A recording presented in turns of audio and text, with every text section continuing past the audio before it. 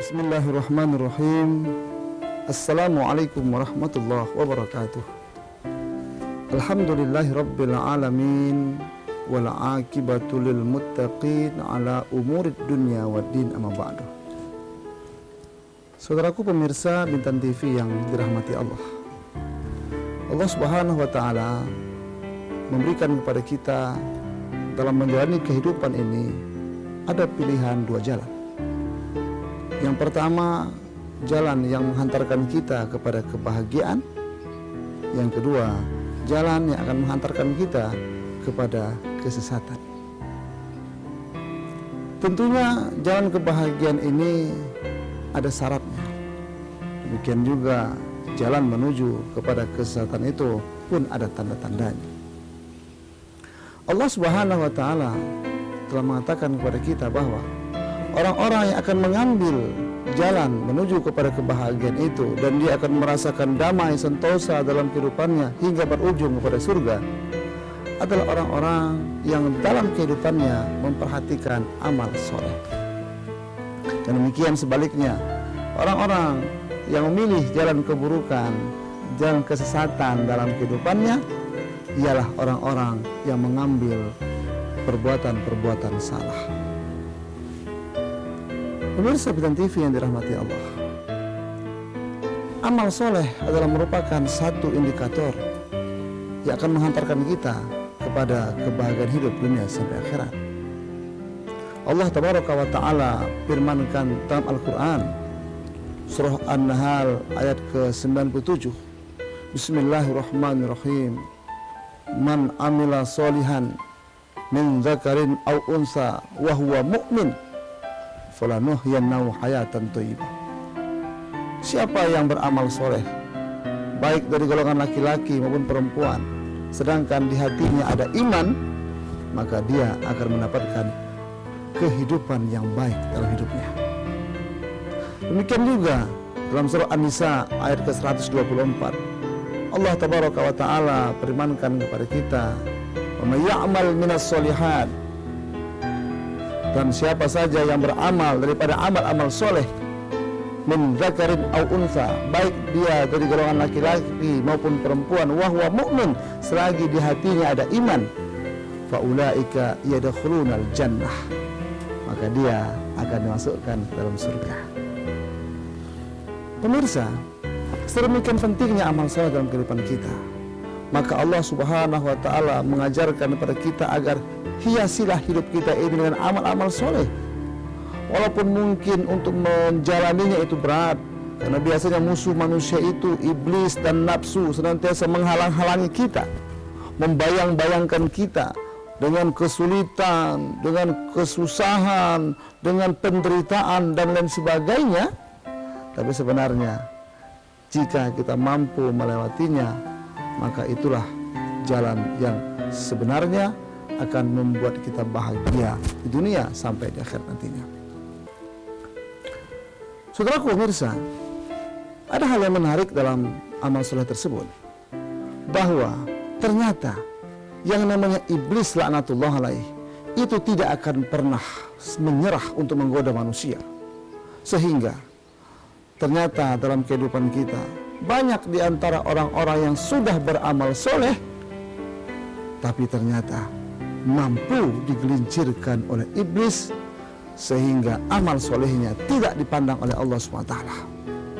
Pertanyaannya adalah, apa yang menyebabkan manusia itu walaupun dia sudah beramal soleh, tapi ternyata pahalanya, amalnya tak diterima oleh Allah SWT? Saudara pemirsa, Nabi SAW ajarkan kepada kita ada dua syarat agar amal itu diterima oleh Allah. Yang pertama, amal itu mesti dilakukan dengan ikhlas semata-mata karena Allah. Yang kedua, amal itu sesuai dengan yang dituntun dan ditunjuk ajar oleh baginda Nabi SAW. Kata kunci daripada diterimanya amal adalah ikhlas. Baginda Nabi SAW sabdakan bahwasanya Allah tidak akan menerima satu amal seseorang yang jika tidak dikerjakan dengan ikhlas semata-mata mengharapkan Allah SWT. Orang yang beramal dan ikhlas, maka amalnya langsung diterima oleh Allah SWT. Tapi sebaliknya, orang yang tidak beramal dan ikhlas, maka amal ditolak oleh Allah. Dalam sebuah hadis, baginda Rasul sallallahu alaihi wasallam sabdakan bahwasanya man shalla yura'i faqad asyrak. Man shoma yura'i faqad asyrak. Siapa yang sholat tapi niatnya riya tidak karena Allah, maka dia telah berlaku syirik. Barang siapa yang berpuasa tapi dia riya tidak karena Allah, maka dia pun telah berlaku syirik. Masya Allah. Oleh karena itu dengan tepat baginda Nabi memberikan sebuah ilustrasi bahwa kam min sha'im laisa lahu min syiyamihi ila al-ju'i wal atas. Banyak orang yang berpuasa tapi tak dapat apa-apa dari puasanya melainkan lapar dan dahaga. Kam min qa'im laisa lahu min qiyamihi ila ad-dahr ila sahar.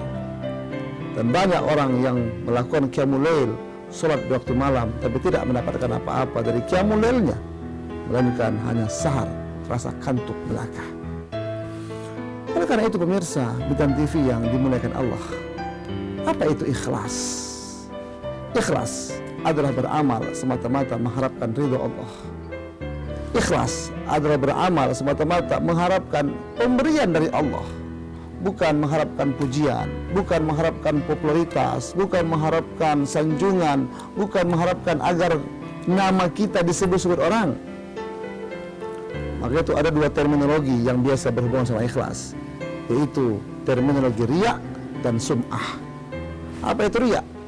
Riya berasal dari kata ro'a yang artinya melihat. Beramal semata-mata ingin dilihat-lihat oleh orang lain.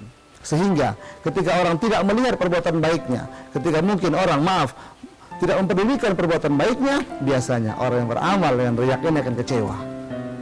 Hati-hati.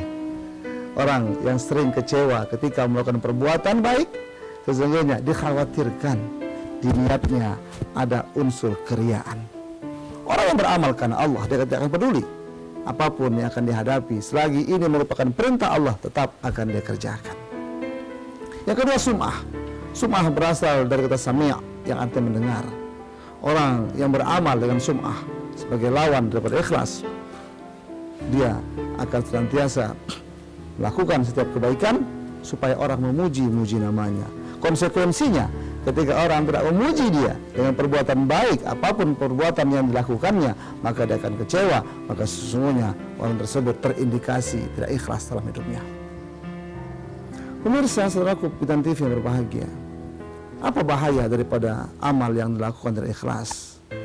Ada sebuah riwayat yang cukup panjang, yang mana hadis ini diriwayatkan oleh Imam Muslim.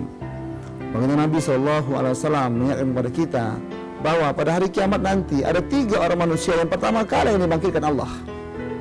Yang pertama adalah orang yang mati syahid. Maka Allah Subhanahu wa taala tampakkan nikmat-nikmat kepada orang tersebut semasa hidupnya, dan orang tersebut pun mengakui bahwa itu nikmat berasal daripada Allah Subhanahu wa taala. Kemudian Allah berfirman kepadanya, "Wahai hambaku, apa yang telah engkau gunakan, apa yang telah engkau lakukan dengan nikmat yang kuberikan?" Maka orang itu mengatakan, "Ya Allah, aku telah gunakan semua nikmat yang kau berikan untuk berjihad, untuk berperang, menegakkan agamamu ya Allah. Terakhir aku syahid." Lantas apa kata Allah? "Kadzabta, kamu dusta. Kamu tidak melakukan itu karena aku," kata Allah. "Tapi kau melakukan itu supaya kau dipanggil sebagai syuhada. Tapi kau melakukan itu supaya kau dipanggil sebagai pejuang. Tapi kau melakukan itu supaya kau dipanggil dengan orang-orang terkenal, pahlawan dan seterusnya." Maka Allah katakan, di dunia kamu sudah dapatkan semua gelar-gelar itu, pahlawan, syuhada, pejuang telah kamu dapatkan. Nah hari ini kamu tidak akan dapatkan apa-apa lagi. Nauzubillah. Maka Allah berfirman kepada malaikat, "Malaikat, seret orang ini campak ke neraka." Hati-hati para pejuang, jangan gelincirkan niat kita untuk mendapatkan popularitas. Seorang pejuang tidak akan pernah minta dirinya untuk dihargai. Seorang pejuang dia akan rela melakukan apa saja semata-mata karena Allah. Hatta walaupun dia tidak mendapatkan apa-apa dari hasil perjuangannya, tetap dia tidak akan pernah berkata, "Sayalah pejuang." Yang kedua, yang akan dibangkitkan pada hari kiamat adalah orang yang belajar agama, belajar Al-Quran, dan dia mengajarkannya kemana-mana. Maka ketika Allah Subhanahu wa taala menampakkan nikmatnya kepada orang tersebut dan dia pun mengakui bahwa itu nikmat dari Allah taala, maka Allah bertanya dengan nada yang sama, "Apa yang telah kau gunakan dengan nikmat yang kau berikan?" Maka Allah mengatakan, ya Allah, aku telah gunakan nikmat yang kau berikan untuk belajar agama. Kemudian aku ajarkan kemana-mana, Masya Allah, dengan ikhlas, mata-mata kalammu ya Allah. Maka Allah yang lebih tahu apa isi hati kita berkata, wahai fulan, kamu dusta. Kamu belajar agama, kamu mengajarkan agama kemana-mana, bukan karena aku, kata Allah. Kamu belajar agama supaya kamu dapat gelar sarjana. Kamu belajar agama supaya kamu mendapatkan strata di masyarakatmu, dan kamu mengajarkan agama supaya kamu dipanggil ulama. Kamu mengajar agama sana kemari supaya kamu dipanggil orang soleh, orang alim. Di dunia orang telah panggil kamu seperti itu.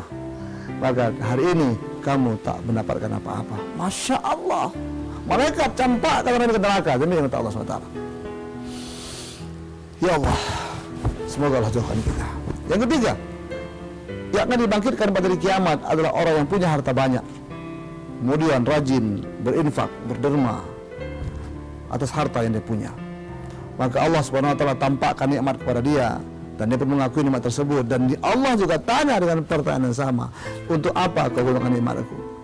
Maka si fulan tersebut mengatakan, ya Allah, aku gunakan nikmat yang kau berikan untuk berinfak. Tidak ada satu orang pun yang datang kepada aku minta, pasti aku berikan. Tidak ada satu keadaan pun di mana orang membutuhkan, pasti aku akan infakkan hartaku semata-mata karenamu ya Allah. Tapi apa kata Allah? Kata kamu dusta. Kamu berbuat demikian supaya kamu dipanggil dermawan, dari dunia kamu sudah dapatkan, dan sekarang kamu tak dapat apa-apa. Malaikat seret orang ini campak ke neraka. Pemirsa Bintang TV yang dirahmati Allah, kisah ini cukup menginspirasi kita. Perlu kiranya kita berwaspada agar jangan seketul daging yang ada dalam hati kita ini, tersisipi dengan nada-nada riak, tersisipi dengan nada-nada sum'ah, tersisipi dengan nuansa-nuansa yang tidak beramal karena Allah. Sebesar apapun amal, tidak akan diterima Allah apabila kita tidak ikhlas melakukannya.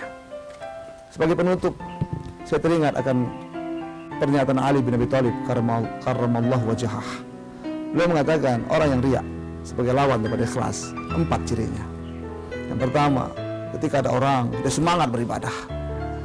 Kedua, ketika tidak ada orang dia malas beribadah. Ketiga, ketika orang puji dia akan semakin meningkatkan amaliyahnya. Tapi keempat, ketika orang menghina, mengkritik, dia malah tidak melakukan apa-apa. Hati-hati, orang yang suka merajuk bertanda tidak ada keikhlasan dalam hatinya. Semoga Allah SWT menambah keikhlasan, dan sehingga Allah SWT menerima semua amal-amal kita. Selamat berbuka puasa. Terima kasih. Assalamualaikum warahmatullahi wabarakatuh.